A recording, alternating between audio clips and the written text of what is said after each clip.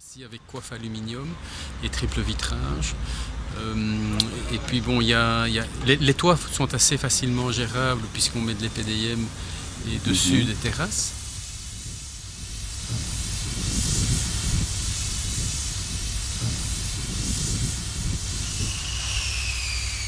Donc, on a essayé de réfléchir sur la problématique de l'isolation et de la toiture plate, en l'occurrence sur le sujet ici qui nous occupe, de manière à intégrer les paramètres de la gestion durable, donc des matériaux écologiques, et de les intégrer dans une démarche d'efficience énergétique.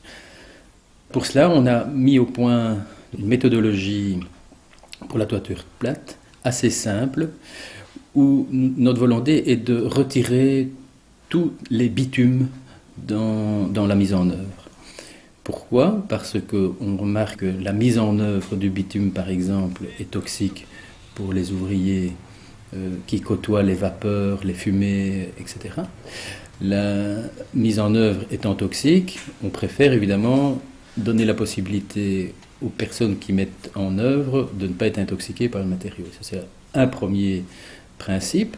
Le deuxième, c'est que nous avons voulu, par l'intermédiaire de l'éco-bilan des matériaux, donc de cette réflexion sur la vie du matériau, de sa naissance à sa mort, impliquer des matériaux qui ont le moins d'impact possible sur l'environnement à sa naissance, donc à la production, et à sa mort au niveau du recyclage. On a donc ici une succession de mises en œuvre pensées pour évacuer totalement le bitume. La première chose à réaliser, c'est avoir un bon plancher de départ. Le plancher, on peut le concevoir en panneau USB ou en planche de mélèze. Sur ce plancher, nous mettons un pare-vapeur qui est un produit à base de butyl plus une feuille d'aluminium. Ce pare-vapeur empêche la vapeur de migrer dans le complexe puisque l'isolant doit être enfermé dans une structure tout à fait étanche au-dessus et en dessous. Une fois que le pare-vapeur est installé, on y met un isolant à base de liège en général, qui est collé ou qui est déposé librement sur le complexe. Ensuite, on y colle par une colle de contact une membrane EPDM où est collée en usine une sous-couche en non tissé de fibres de verre qui permet une adhérence totale entre le liège et la membrane EPDM. L'EPDM est une membrane qui est tout à fait compatible avec les toitures vertes, dans le sens où il est anti-racine. Les racines des toitures vertes ne peuvent pas s'infiltrer entre deux recouvrements de membrane, puisqu'on a une soudure qui est quasiment une vulcanisation à chaud. Donc il y a une migration des deux membranes en une.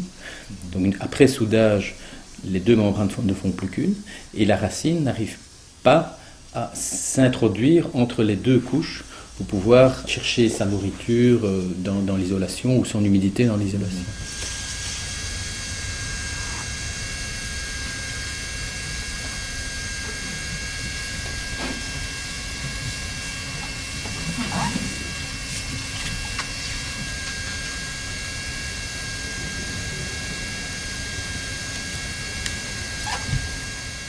C'est par les coins évidemment que les faiblesses de l'étanchéité se produisent.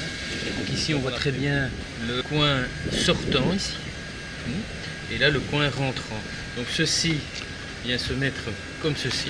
Par contre celui-ci se met comme ça, et en le soudant, on arrive à reprendre toutes les tailles.